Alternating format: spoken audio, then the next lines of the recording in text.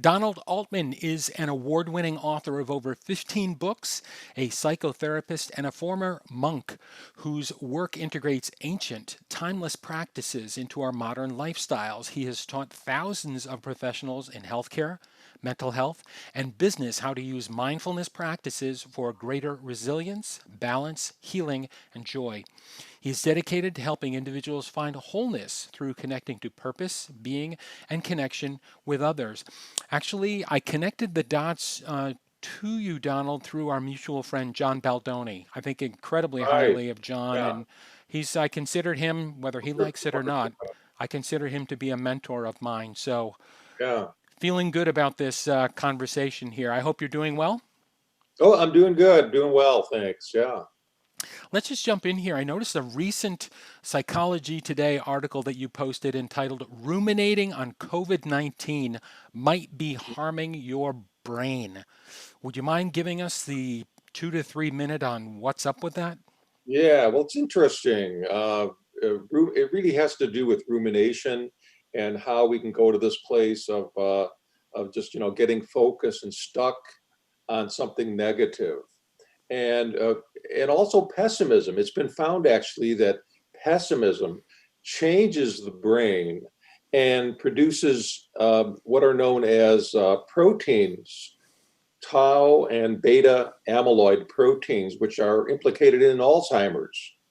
So this is one of the first times, yeah, that they've found a biological link to how we think that might negatively affect the brain. Now we know that negative thinking affects things like our telomeres. Telomeres are the tips of our chromosomes, and they shorten prematurely when we have stressful thoughts or get defensive. When somebody's saying something and you kind of shut off, and that. So we know that what happens in the outside world has profound implications biologically for our well-being and our immune system.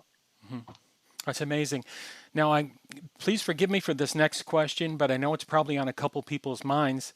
Um, Being a former monk and having a deep appreciation for the discipline that's associated with some of the exercises and practices that have to do with mindfulness.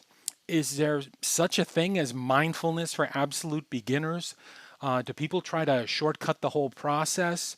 What what should a person who legitimately wants to pursue mindfulness be willing to invest in terms of time and attention span and Yeah, emotion? Dave, that's a great question because um, we're really talking about training the mind because we're so distractible now. And we are in a distractible culture and pop-up windows coming up on our screens all the time and multitasking. And so it really does require discipline and effort. There's a wonderful saying from somebody who I enjoy reading, a Sufi master by the name of Inayat Khan, and he said, um, "Freedom is not the path to freedom. Discipline is the path to freedom."